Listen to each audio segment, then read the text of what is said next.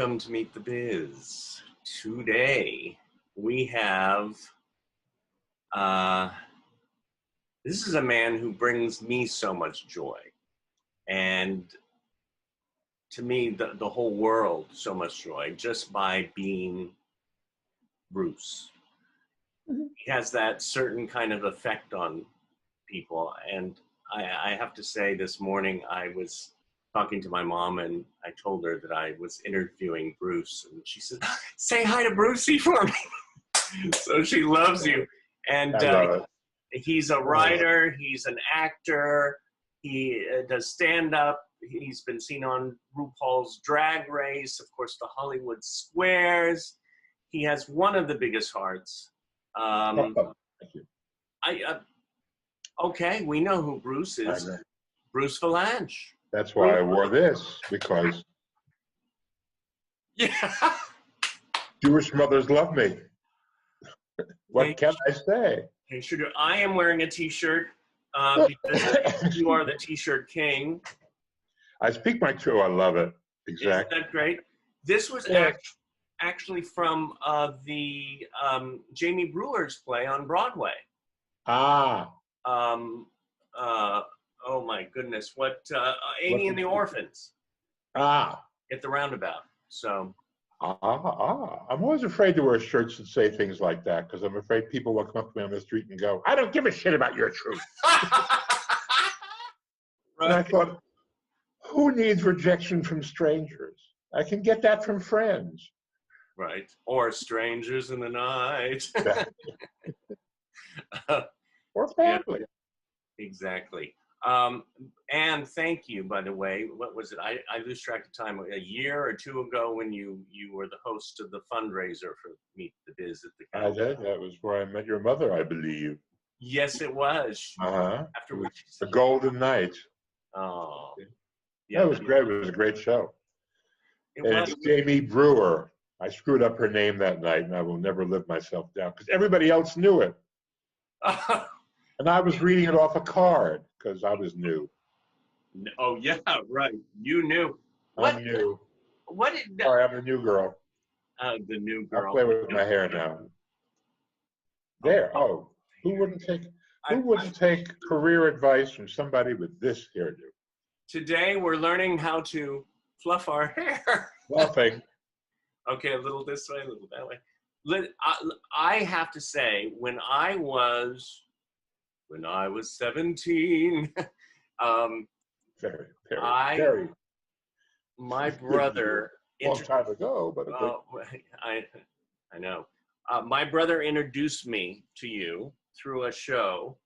I would always go up to him in Reno, Nevada. Yeah. I have this. Don't you have a cup like this? I think I do, yeah. But, I mean, a lot of penguins having fun. Yes. The other March penguin. I am right. So my brother introduced me to different shows and movies, and of course, that HBO special, the Bette Midler Show. Ah, yeah. And this. And the album. Yes. I know. Does everybody know what an album is? That's scary. At this point, it's hard to familiar photo. I haven't looked at it in ages, but yeah. Well, I had it. I still have albums. I used to collect them, and then I realized one of my favorite parts of that show was coming from your soul. Oh, well, thanks. And hers. And hers. I mean, I've been collaborating with Bette for 50 years. Oh my goodness. Home Alone. And I mean, Home Alone, contemplating 50 years. Yeah, of Bette. And it goes on. We're still doing it, but that was a great one. It was. It really was. And like you said, you keep on. You make friends at the beginning, and you work with them, and you keep them throughout the years, huh? Yeah, I do. Yes, I do. I'm that sort. But I think I'm like that with cars and houses. I mean, I find something I like, and I keep it forever. I love it. Yeah. So yeah, it's been good. I mean, look, there have been a lot of one-off relationships. Don't fool yourself, No. because it's a weird business filled with insecure people who think it's all going to end overnight, and for some of them it does, and that tends to make a lot of them squirrely and not necessarily and uh, uh, floating from flower to flower, looking to be pollinated by somebody else. What is your advice for people to keep their career going? Uh, you just would say yes. You have to say yes to a lot of stuff, and some of it won't work out, and some of it will. But I just think you have to always keep in mind what you really want to do, what makes you happy, where you find your joy. Ooh. Marie Kondo. And ignore the stuff unless you're in a circumstance where you have to. If you need the money, or if you have some kind of responsibility that has to be addressed, then you do that. But and you just have to keep showing up. You just have to let people know that you are there,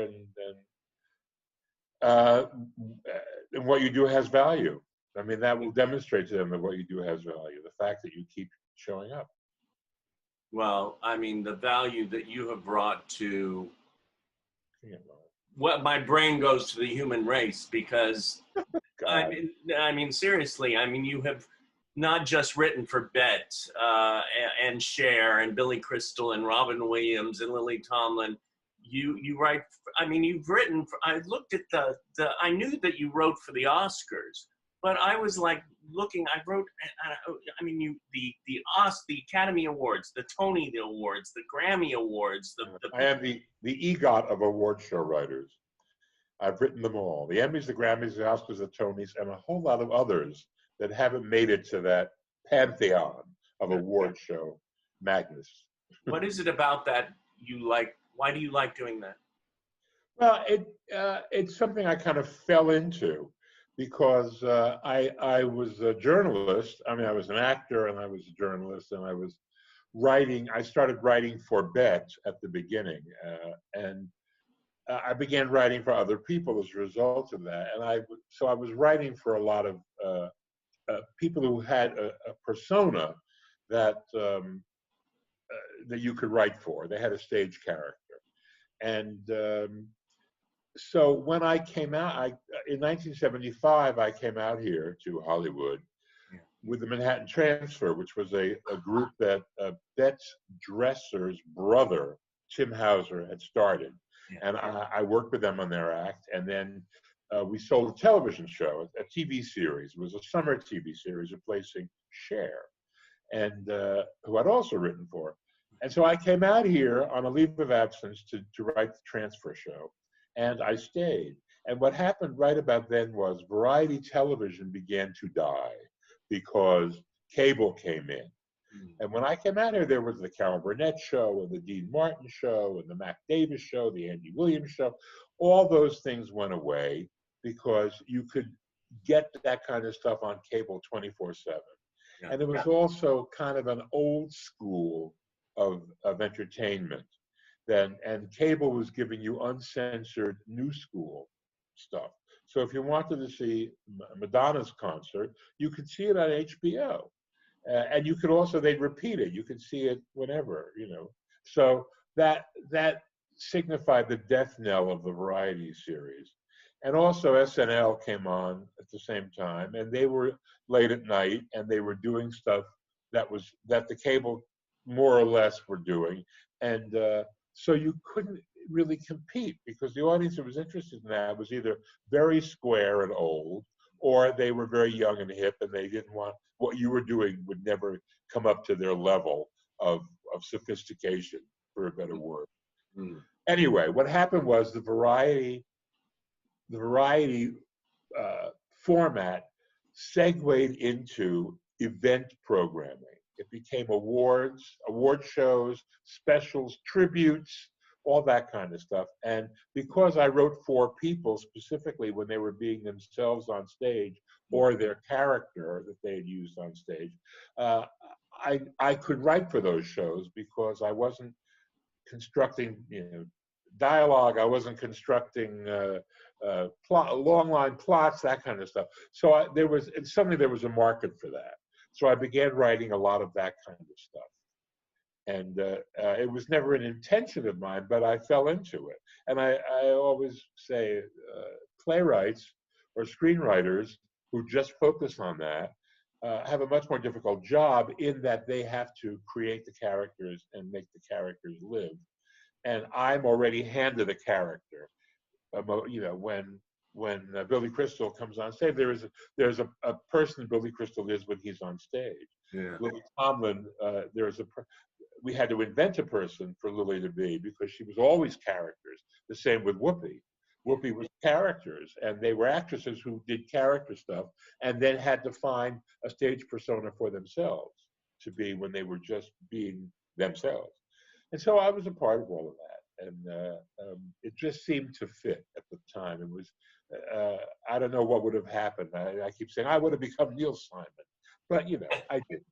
I mean, it never. I mean, I wrote a lot of screenplays that didn't get made and all of that, but this stuff kept happening, and it continues to happen. So you said yes. So I said yes. But then after 20 years of that, I suddenly became an on-screen presence with Hollywood Squares.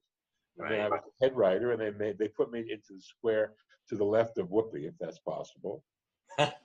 and we were there. I think they thought I would tame her, but they didn't realize that that you stuck in the. Well, they didn't realize that she was really a Jewish gay guy, and I'm really a black woman. Ask anybody who slept with me; they'll tell you. But it just I kind of inherited the Paul Lynde Square, and worked that for 6 years, and as a result, I was on TV every night, and so I became a famous person.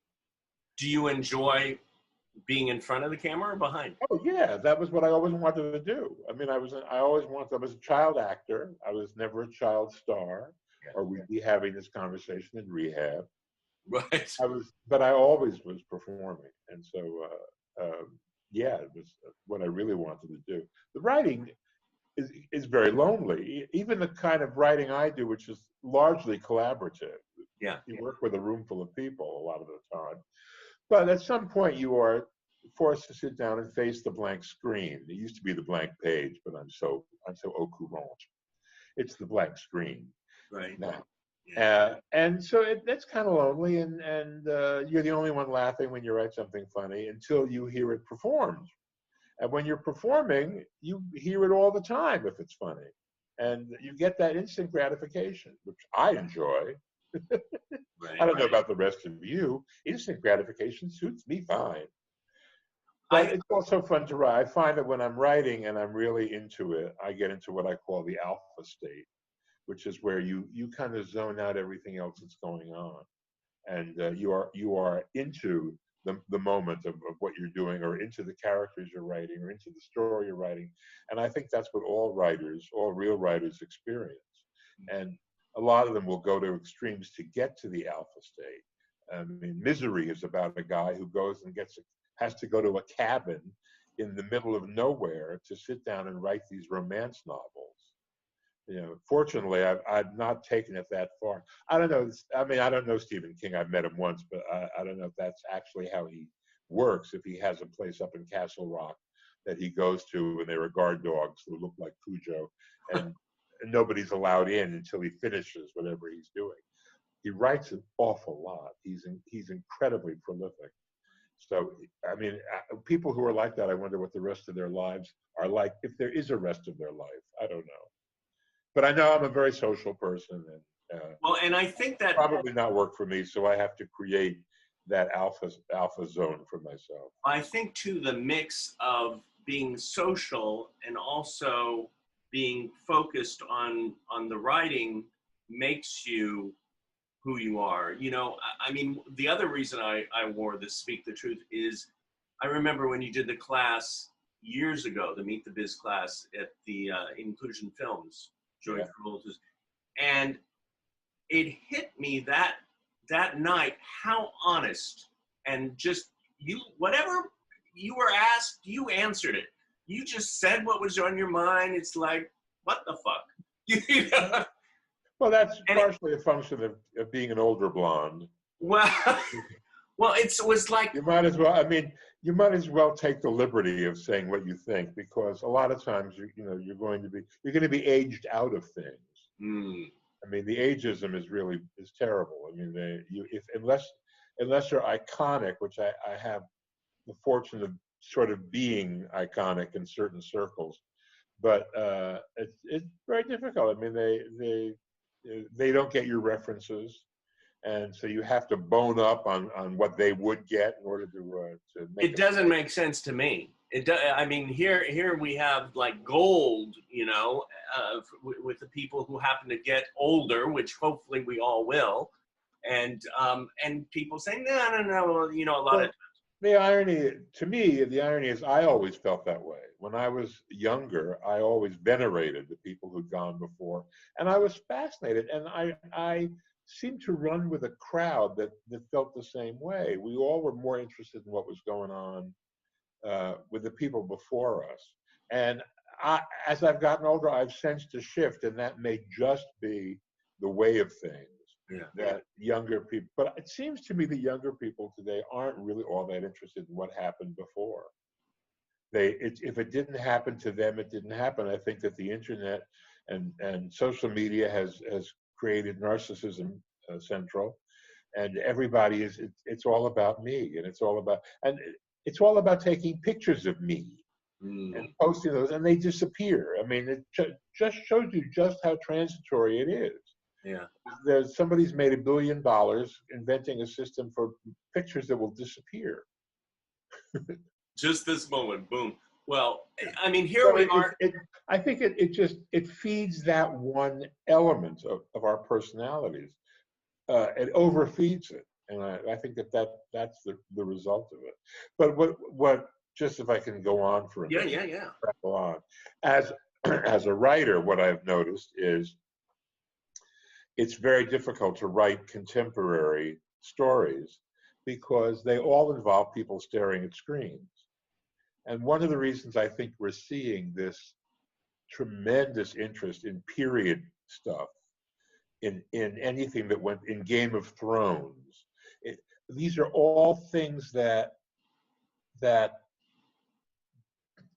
let us use old plot devices that don't work anymore in the real world because we don't live that way anymore. I mean, to do a mystery where somebody didn't know where somebody else was, or a mistaken identity, when anybody can go Google anything, I mean, that kills the story.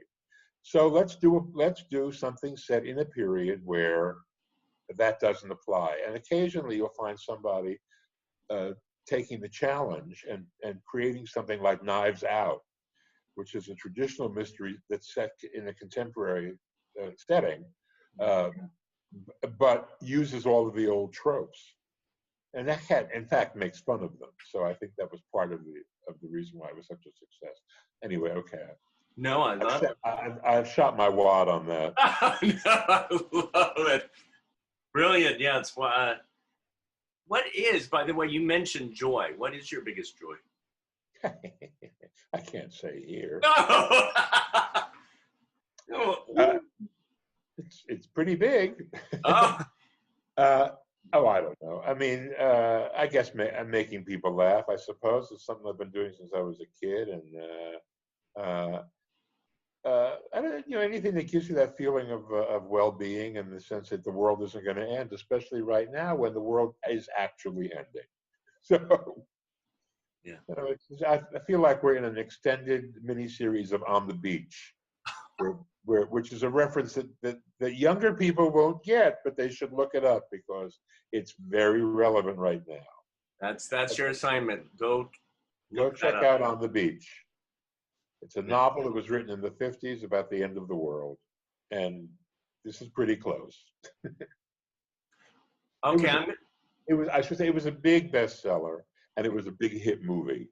Yeah. And if I said Gregory Peck, Ava Gardner, and Fred Astaire were in it, those are all legendary Hollywood names that may mean nothing to people who were far younger than I, but it was a big deal.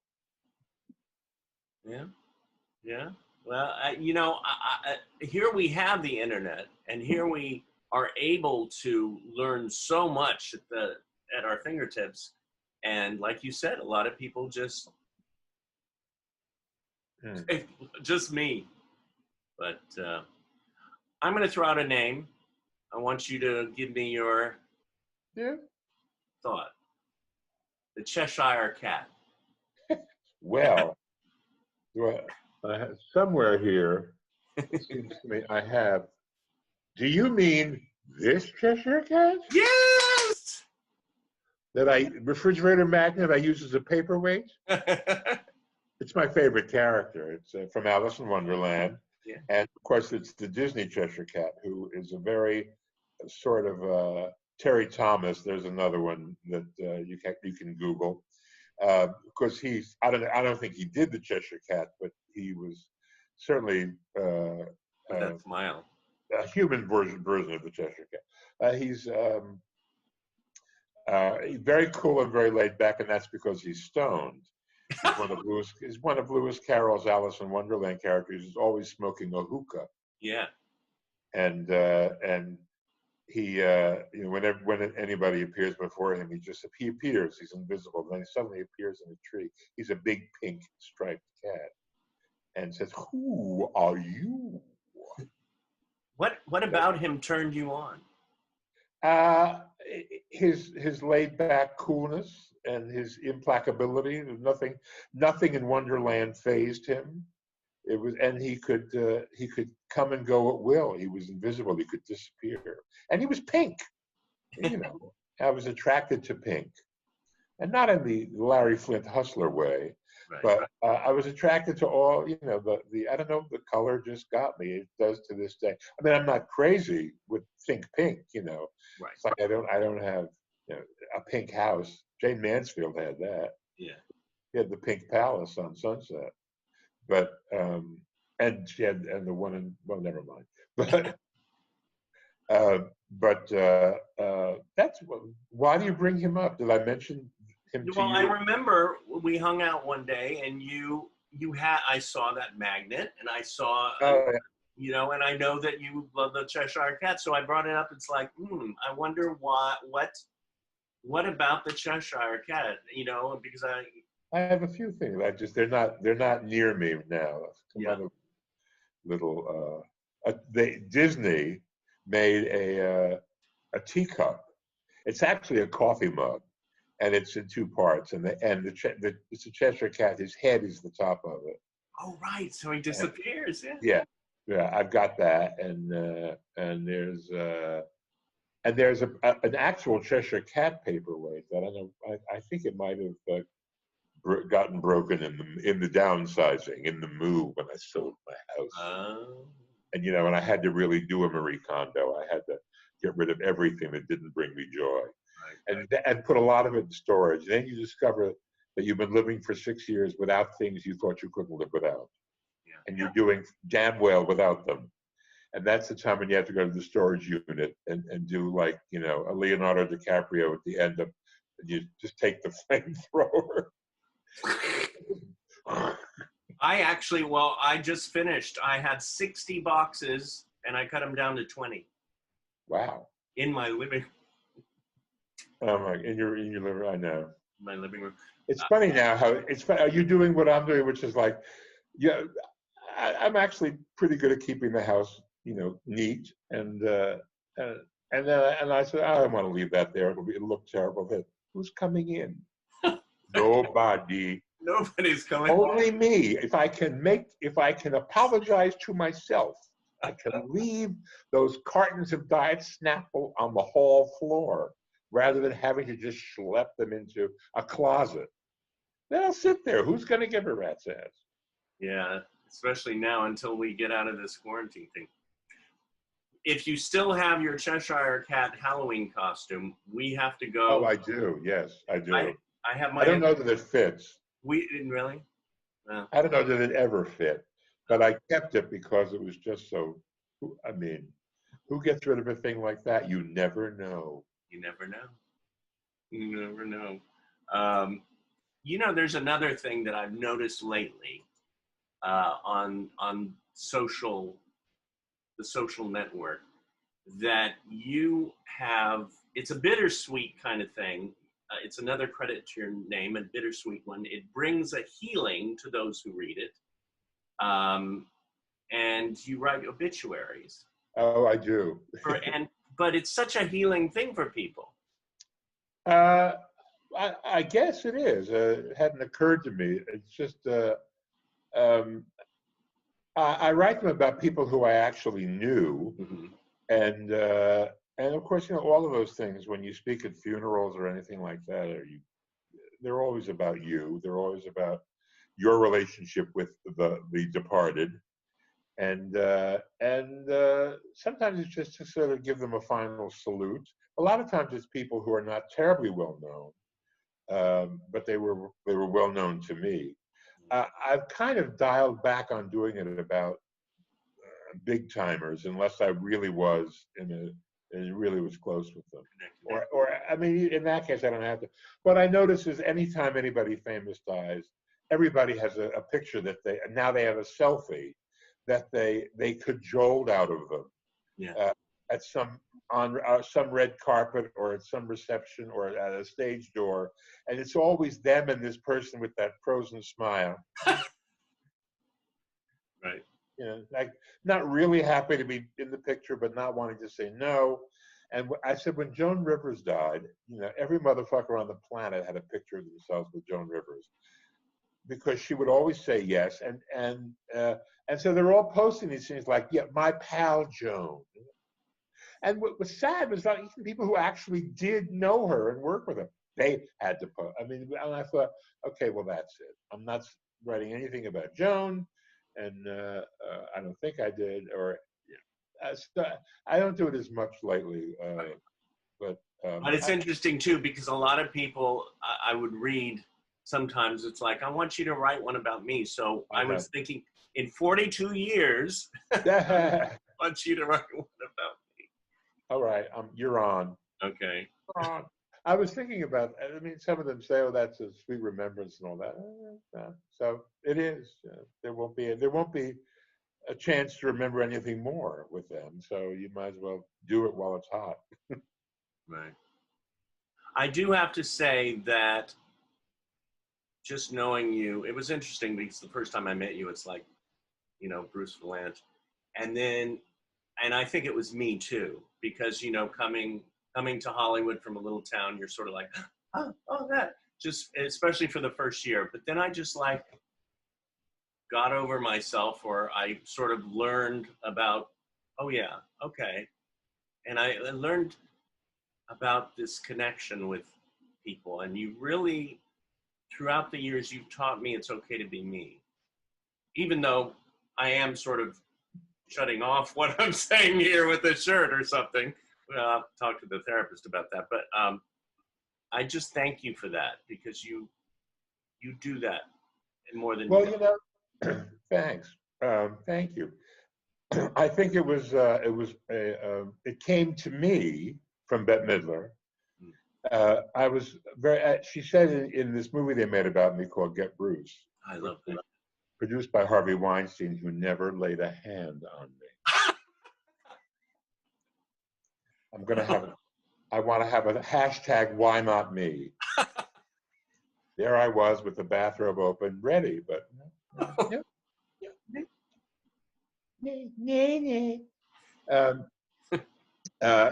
in that movie, Bette says I was very cranky. She said, but when I met him, he was really cranky, and I thought, this guy's going to drag me down. And then I changed, and what changed me basically was working with her, watching her when she got on stage, and the effect that she had on audiences. She let them know that who you are is fabulous, because she would come up there and we would make fun of the fact that everything was tacky. She was the last of the truly tacky women. I'm not Karen Carpenter. I'm not a perfect person. she would say, well, we're going to do, we searched far and wide for this medley. We got tutu.